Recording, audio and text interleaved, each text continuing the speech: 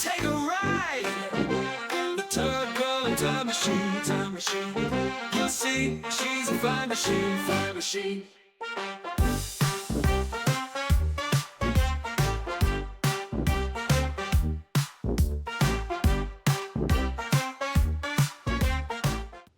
Spring is here again, and it's time to work on the van again.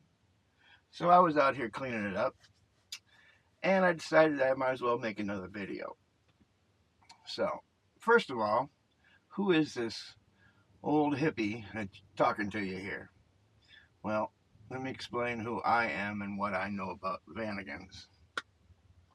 The Vanagon, the Westy I'm in right now, I've had since 2004, and when I got this, I didn't know much about vans, and I knew nothing about air-cooled cars. I did know a lot about American muscle cars, that type of stuff. Well, one of the first things, I was looking for a van for about 2 years. So I got on a place called thesamba.com on the internet. And if you know anything about VWs, you know what that is. Well, they have forums, and back in 2004, when I started, the Vanagon forum was pushed together with the Eurovan forum. The Vanagons were the first water-cooled VWs, and they were kind of like the unwanted stepchildren. Well, the Vanagons started getting popular about the same time I bought mine, this one, and they wanted to separate the Eurovan and the Vanagon forums, which they did, and they needed a moderator for the Vanagon forum. And they asked me, since I'd been asking a bunch of questions, if I would like to be the moderator. So I was the first moderator on the Vanagon forum on the Samba. I still am. I just don't post anymore. I haven't posted in years. But my screen name is Mighty Art. I'll put that up there.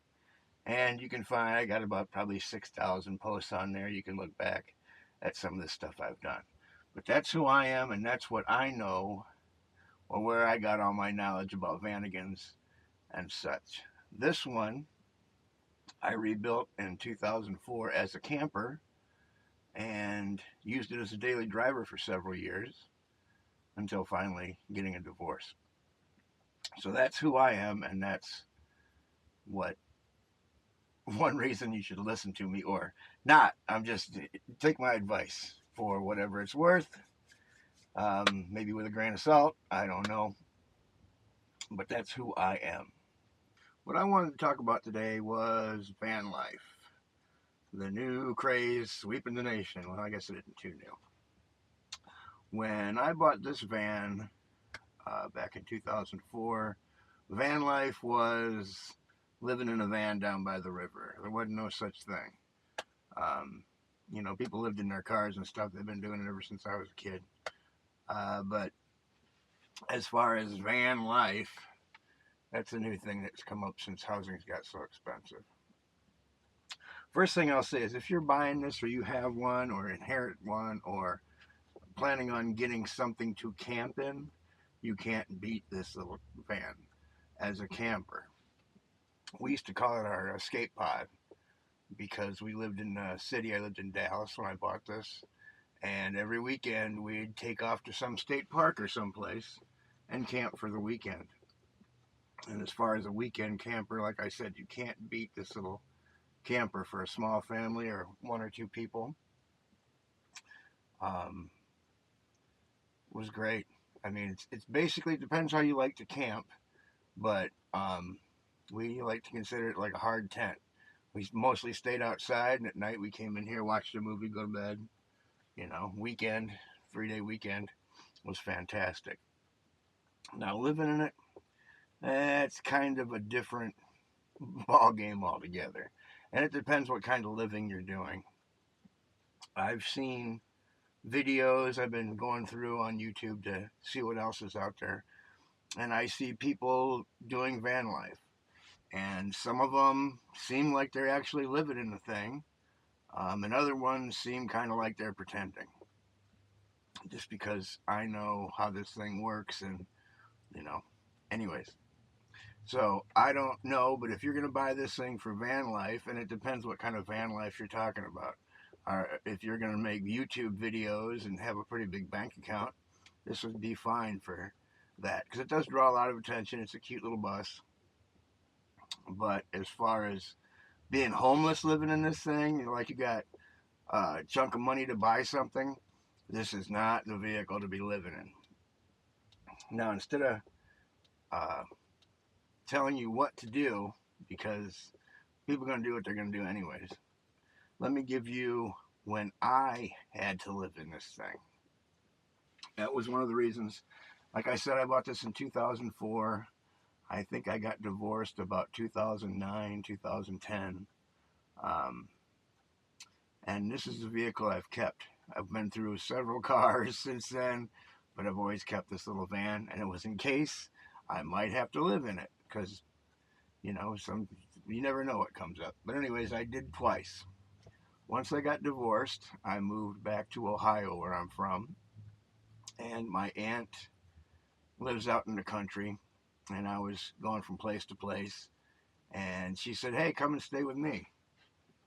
So to keep everything kosher, I said, fine, I can do that, but I'll just park my van beside your garage, and I'll stay in there, and I'll use the house for the bathroom and the kitchen and stuff. That way you guys can have your privacy and we can have ours.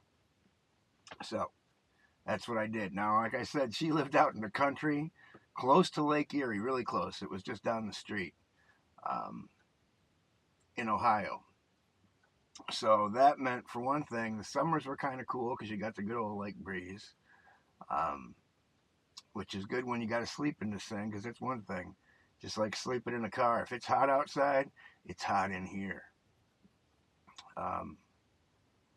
So I parked next to a garage, ran an extension cord into the house, and it was basically like a bedroom, Had TV, had everything. Didn't use the camping equipment, didn't use nothing like that. Just basically came out here and watched TV and slept in the thing. And that was pretty good up until I think I left in October. I got there about June. I left in October because it was just getting way too cold to be living in this thing.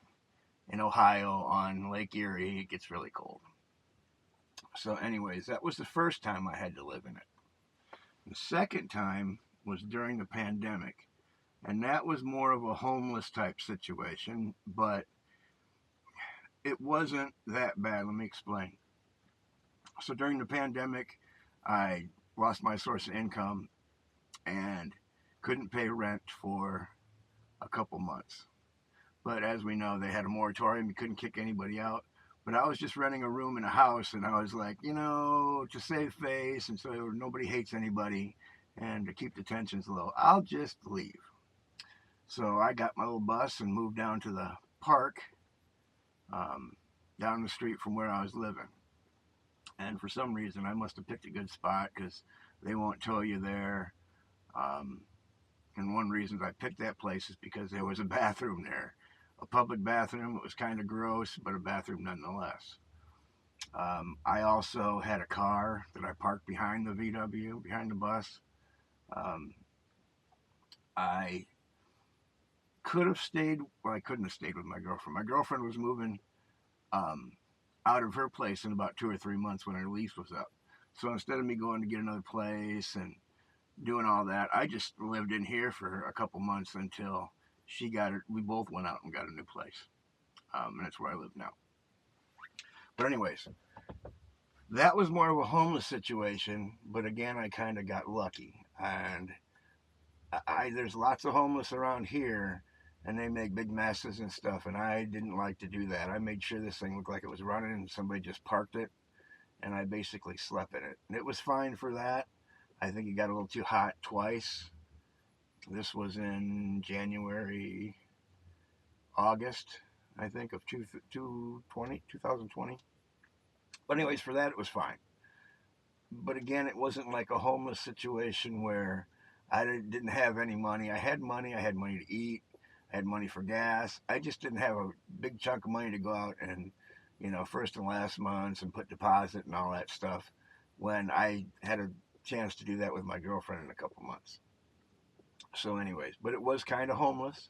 I mean, the worst night was the first night. I was sitting in my sleeping bag going, oh crap, I hope nobody don't knock on the window, tell me to leave. But that worked out fine. But driving this thing across the country, doing van life, like a free spirit without much money, this is not the vehicle to do it. For me, it would be okay because I know how this thing works. I rebuilt it once, so I can, along the side of the road, if something goes out, I can fix it. If you're not mechanically inclined, this thing's a money pit. There's also a lot of stuff they don't tell you about it being slow and no place to go to the bathroom and stuff like that. A lot of stuff they don't show you on van life. So basically, my conclusion about van life in a Westfalia is, if you're doing the YouTube thing and want a cute vehicle and want to look cool, this is fine. And it works if you watch the YouTube videos. If you're going into some sort of homeless situation and you want to buy a vehicle to live in, look for something newer, something easier to fix. To me, if I had to go out, if I had like 10 grand and had to go out and buy a vehicle to live in, it would be an American like Chevy van, just because you can get the parts at all the auto zones and all that stuff. It's one of the worst things about this little van right now. There's a lot of parts that are no longer available. So that's my take on van life for today.